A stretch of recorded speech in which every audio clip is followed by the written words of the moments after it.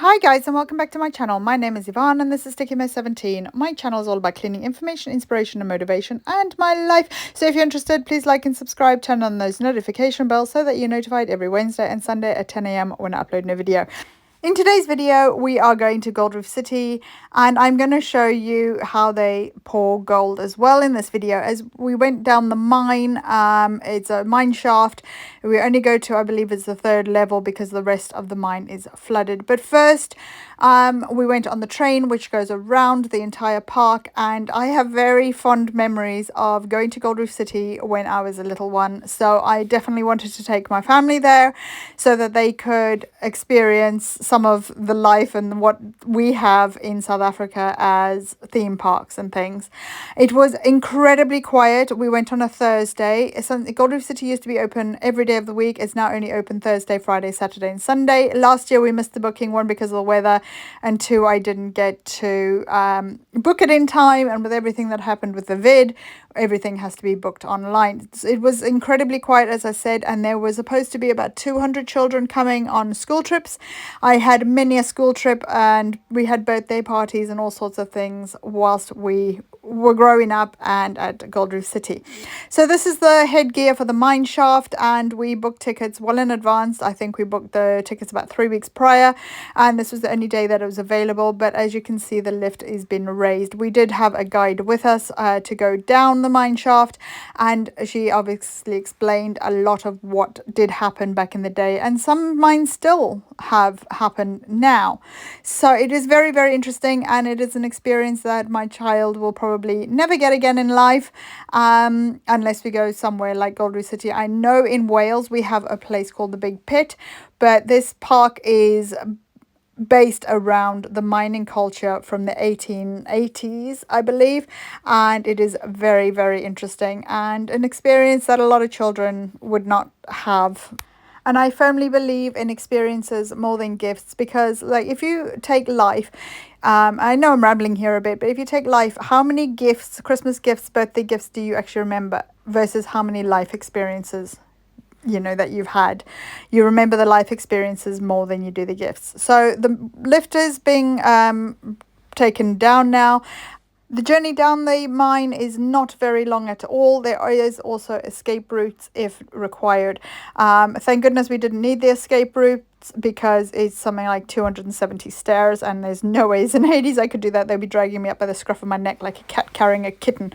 So there are water pumps within the mine to drain all the water and keep the levels that they use for tourists still clear, but the rest of the mine is now disused, and this mine shaft has been going for as long as I can remember, since I was a kid. I think the park opened in the late 80s, early 90s, and this shaft has been used since then. The one mistake I did make when I was little is it was so hot when I was a kid, and I thought, oh, I'll just wet my top before we went down. So I went into the bathroom, wet my t-shirt, we went down the mine, and it was bitterly cold.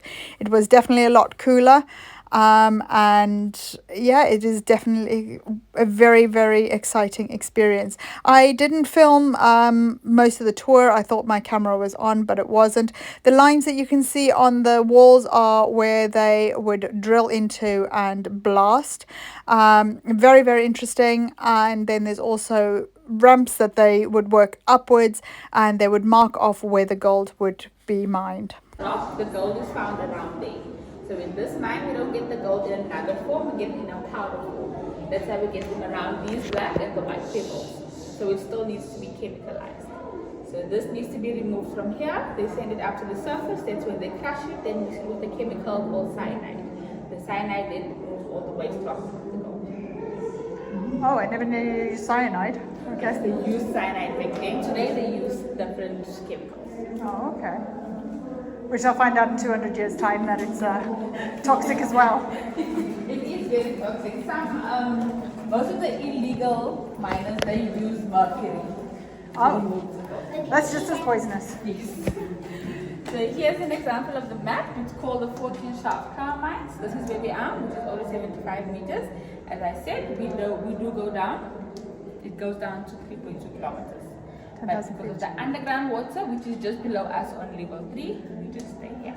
So do you guys continue to pump out the water? Yes, we do. We just maintain it on that level. Oh, right. Oh, it's only 20 degrees. Not bad. Then this is a mercury arc rectifier. This is what creates the electricity underground. It converts alternative current to direct current. So this moves the yellow train over there, which is called a locomotive. And the locomotive pulls the cocoa can, which has the rocks inside of the boat. Okay, you can step over the side. Let's have a look over there. That is called an up-dip stop in a rock fall. That's where the miners go inside to remove all the gold. So once they get underground, they have to climb up in there, crawl all the way inside there, and then use and start taking out the gold with a hammer and a chisel. Then this water over here, this is the natural underground water, but we don't drink it because of all the minerals inside of the rock. Because of all the minerals. Oh, right. Yes, so there's sulfur, there's iron, and there's calcium. So together, there's also silica in the water. Ah.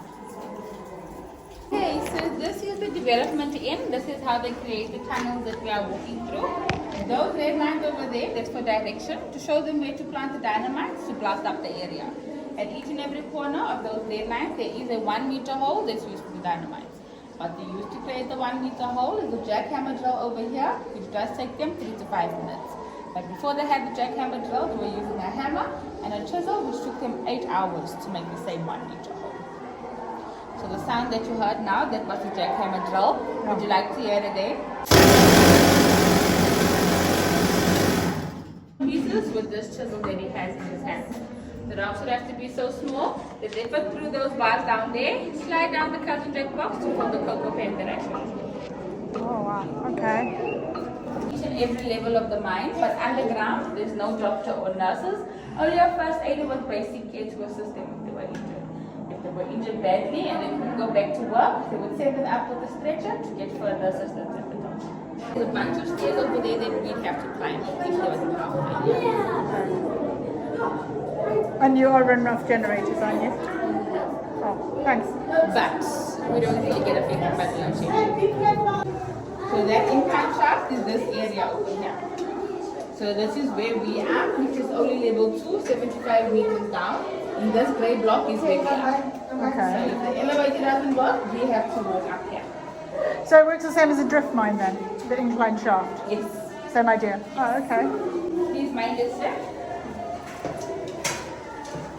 So these are the stairs, 151 stairs to the surface. Only? Then the railway line, this is what they use for the cocoa pans to go all the way up for the rocks.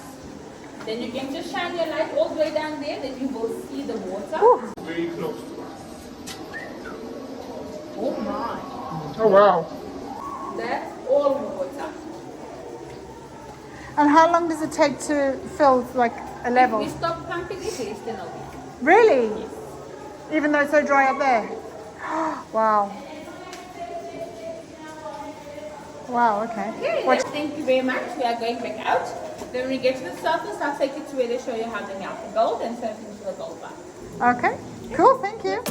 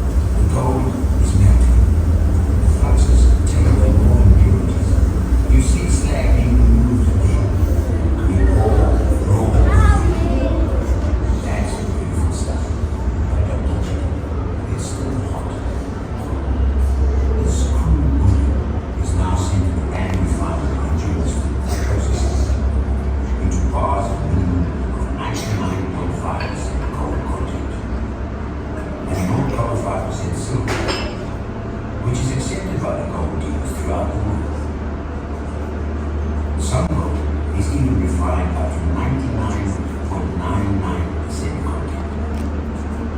After heating, focus on the refined gold is then cast into bars, weighing about 12.5 kilograms. A process popularly known as the gold pour. Finally, the exact purity of each gold bar is standardized. Virtually all of the gold used is sold at the South African Reserve Bank, and then sold again to the international gold markets, the main being in Europe. Gold is also used for many, many beautiful items of jewelry.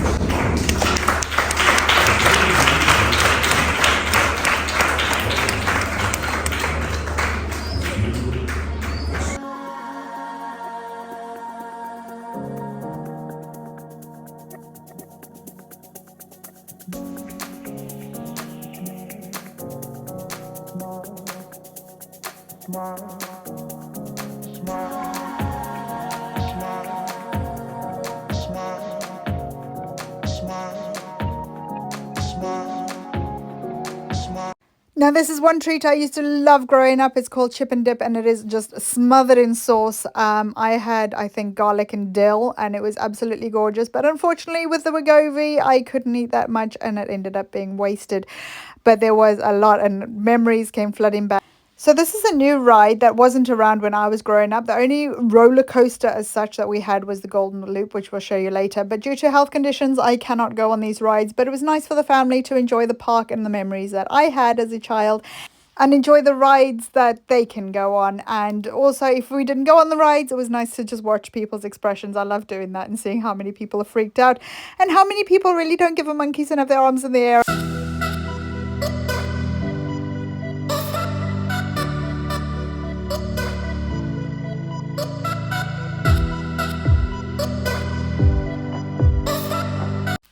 So this is the Golden Loop, the first ever roller coaster I ever went on, and it is super fast. It's a very short ride, and again, I can't ride it for health conditions, but it's fun to watch everyone else. You can see how quick it literally goes across, round the loop, up the one side, comes back on itself, round the loop again, up the other side, and then finishes.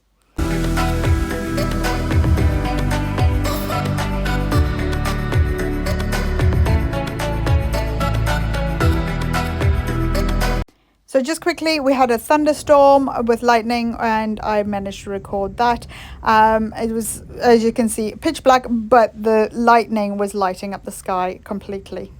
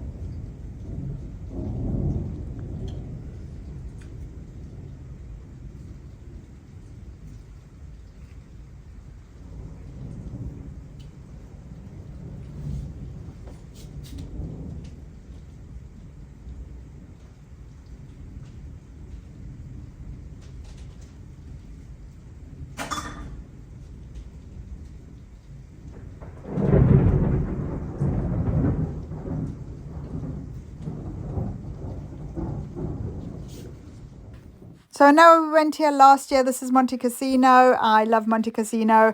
It's a home away from home in a way because I spent so many hours working in this casino. It's also shops and restaurants, but that is pretty much it. But look at the size of the lobsters that they've got in the fridge now.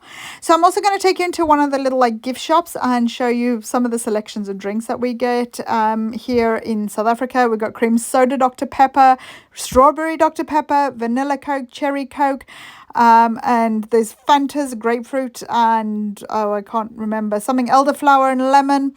There's just a huge variety of drinks and things that we do not get in UK, and I'm sure you don't even get them in like places like America. I might be wrong. And a whole variety of flavors with Pringles as well. Our general ones are a Texan barbecue, we get salt and vinegar, we get sour cream and onion, and I think that's pretty much it. Possibly paprika, but we also get fruit chutney, which is absolutely divine, and even the Simba crisps have my favorite, which is the fruit chutney or Mrs. Ball's chutney. So a couple days later, we headed off to a little place called Little Paris. As a whole, yeah, it was okay. Would I go back? No. Was it worth it? It was free entry, yes, but we had to have some food. There was little Eiffel Towers everywhere, and it was this steel Eiffel Tower which had a lot of padlocks on it. It was really cute. Would I purposely stop there unless I was passing through? No, I wouldn't particularly make a journey specifically for this location, but it was good to pass through. We were headed off to the Hartbeespoort Dam, only to the dam wall, and then we ended up at Sun City, which we will show you in the next video.